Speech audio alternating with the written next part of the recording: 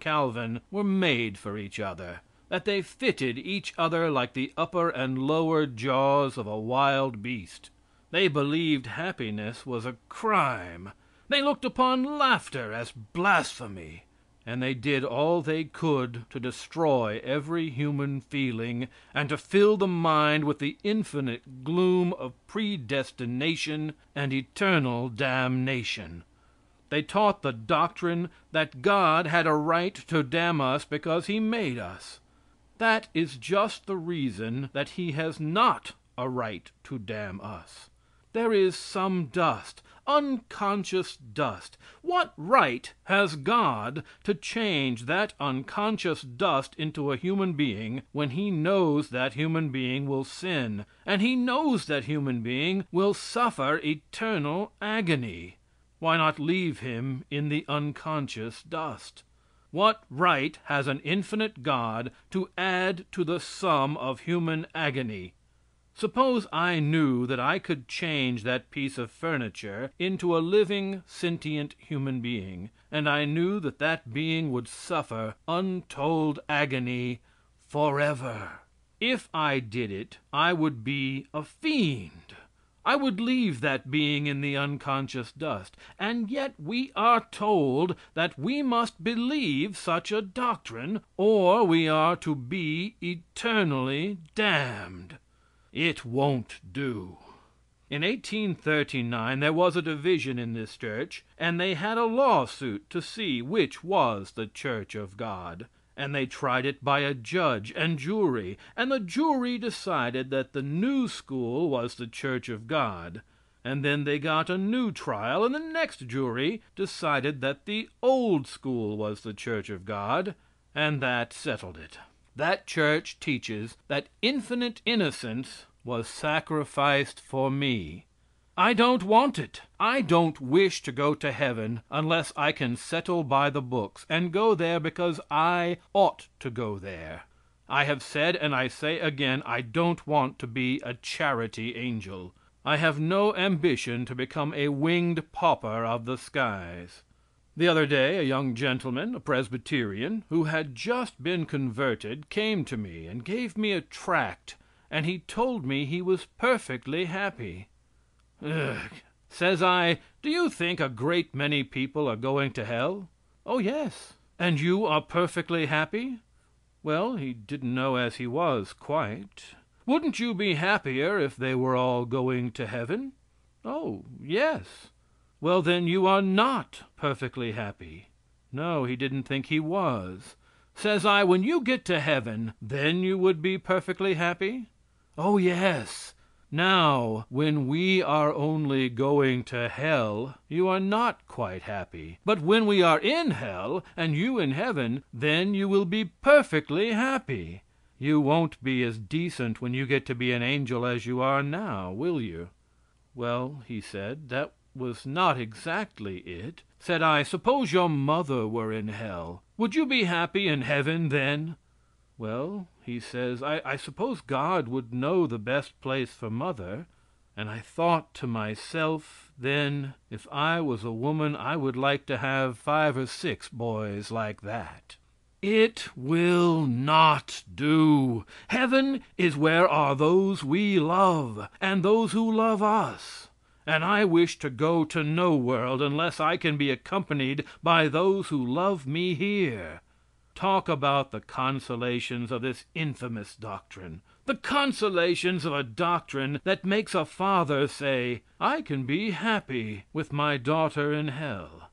That makes a mother say, I can be happy with my generous, brave boy in hell. That makes a boy say, I can enjoy the glory of heaven with the woman who bore me, the woman who would have died for me in eternal agony.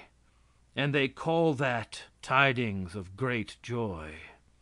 I have not time to speak of the Baptists, that Jeremy Taylor said were as much to be rooted out as anything that is the greatest pest and nuisance on the earth, nor of the Quakers, the best of all and abused by all. I cannot forget that George Fox, in the year of grace 1640, was put in the pillory and whipped from town to town, scarred, put in a dungeon, beaten, trampled upon, and what for? Simply because he preached the doctrine, thou shalt not resist evil with evil. Thou shalt love thy enemies. Think what the church must have been that day to scar the flesh of that loving man. Just think of it. I say I have not time to speak of all these sects, and of the varieties of Presbyterians and Campbellites, the people who think they must dive in order to go up. There are hundreds and hundreds of these sects, all founded upon this creed that I read, differing simply in degree.